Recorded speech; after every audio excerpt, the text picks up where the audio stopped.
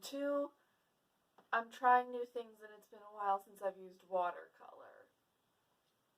So today I'm painting something in watercolor, and because I wanted to try something new, I'm also going to be writing a poem or a quote that I've made or words of some form, and I'm adding that in there too. Structure has not been found. Yeah, no. Anyway, let's go make something. And I also have my cat. Okay, we can do it. Try not to mind the mess too much. Like my mental health, it is kind of everywhere at this point.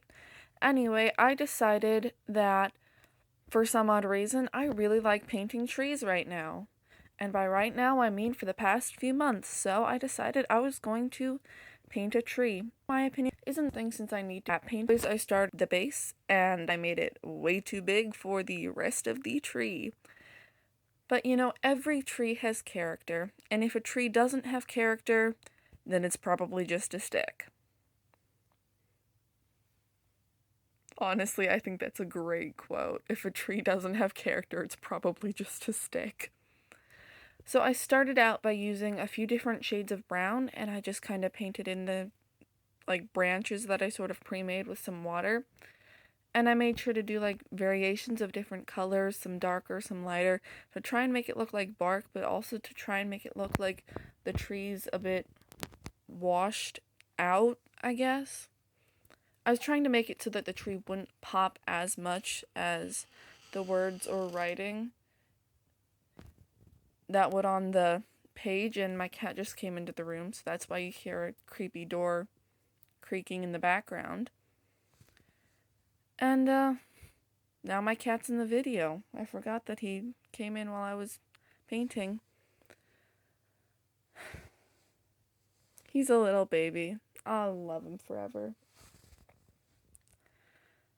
But after I finished up with the tree, I went ahead and made a little flower just on a branch, which you can kind of see that branch is sticking out a bit like a sore thumb, and it looks like there should be something on it, since all the other branches are kind of like squiggly and wiggly, and there's just like this one line. That's the branch. Honestly, this was really relaxing, just being able to sit there. And trees really aren't that hard. All you have to do is just draw a base and some squiggly wiggly lines up the top, and if you don't like it, you just gotta add more squiggly wiggly lines. And you got a tree. And then on that little sore thumb sticking out branch, I put a tiny little flower. And I'm really proud of that little flower, because that little flower grew on a tree that might be dead or might not even bud flowers, so really it's an accomplishment that that flower's there at all. But after I finished up with the painting that I wanted to do, I got out my poetry notebook that I just kind of write random things in at this point, and of course I'm using a pink pen for some reason.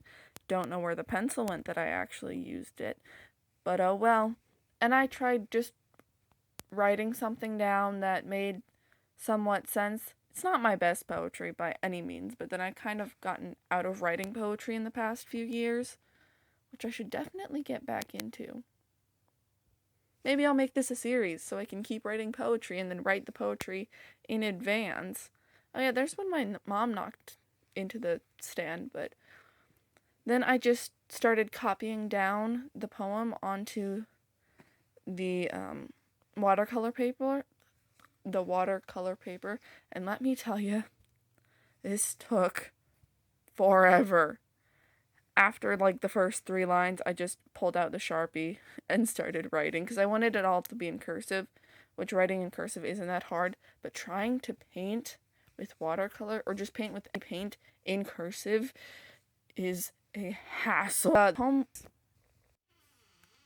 At least the unedited version reads, "The world is a harsh place for those with loving arms who reach out, but those arms will always remain open to all, for even though the world is a harsh place, love will always be there waiting." And then I ended up cutting out a line just to make it easier to write on the paper, and it turned into, "The world is a harsh place for those with loving arms, but those arms will always be there to all, for even though the world is a harsh place, love will always be there waiting." So I just shortened it off, and I hope this is a message that everybody can live by. Hope you all have a great day.